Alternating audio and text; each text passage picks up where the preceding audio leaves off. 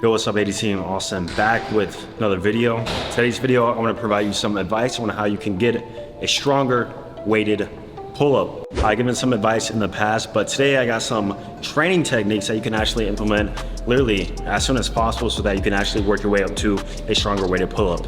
And if you don't know me myself, kind of known for it. I've actually pulled over 200 pounds in the past 2 weeks. Check out that video if you haven't already. But without further ado, subscribe, like, let's go ahead and get right into it. So first thing I want to address is the frequency alongside with the rep scheme when training to get better at weighted pull-ups. I do recommend that at minimum, you want to train at least twice a week with the weighted pull-up.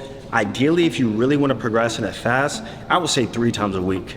That's when I noticed the most progress in regards to my weighted pull-up training. I was training it 3 times a week.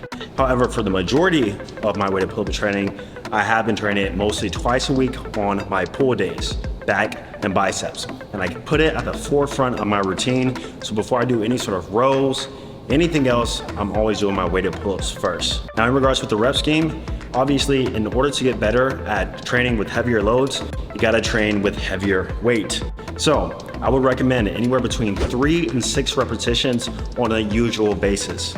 However, for myself, at this point in time in my training, I like to do some undulating periodization, which means some days in the week I'll go higher reps, so like 8 to 15. Then other days I'll have my lower rep strength training. However, for the most part, I'm usually training within the 3 to 6 rep range all the time. Now let's move on to the training techniques to actually get a stronger weighted pull-up. And some of these things I've never spoken about before. So the first one is actually doing a drop set. Not drop setting the weight, which I do love doing that too, but actually drop setting into a scapular pull-up, a weighted scapular pull-up. So what you're gonna do is take your working weight, perform the reps, and then instead of dropping down and attach the weight then resting, go into a drop set of doing scapular pull-ups, right?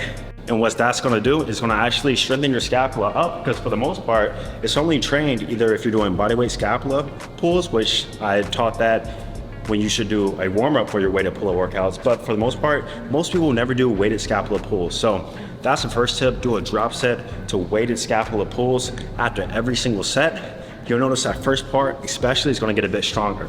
But that's not all. My other training tip that you should do is actually negatives. So we forget that negatives can work not only with bodyweight skills, handstands. A lot of people do that for training the handstand push-up, but it works the same way with the weighted pull-up. And this is something that has made a big impact in regards to me getting a heavier weighted pull-up. So what you want to do is take a really heavy load. I would say anywhere between 1 to 3 reps, like your max. So like an RPE 8 or 9, a really heavy weight for you. And then from there, you're going to perform negatives. So you don't perform the concentric at all.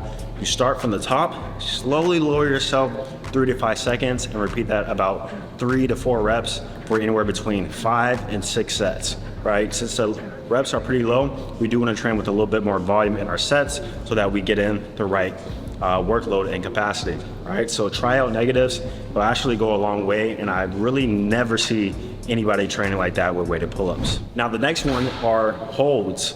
So instead of taking a really heavy weight and doing negatives, instead what you're gonna do is take a lighter weight. So for me, it will be about 1 plate. And then from there, perform a static hold at the top of the movement.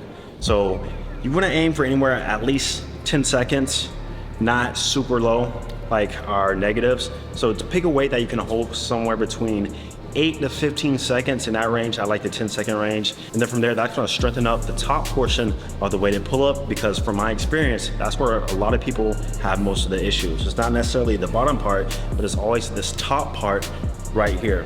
So much like with calisthenics skills, once again, you can break down the movement and train that movement in which you're weak in. So if you notice that you're weak at the top of the movement, specifically train the top of the movement, but in a weighted fashion.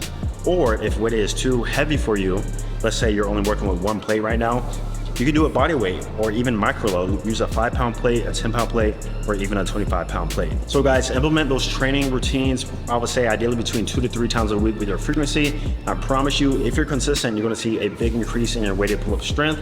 And maybe one day you'll be doing the big boy weight like myself. But until then, definitely stay consistent, subscribe, like the video.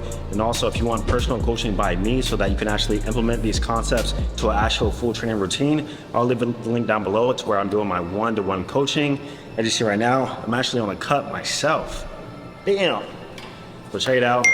Link will be down below. Subscribe. I'm gonna see you guys in the next one. Peace.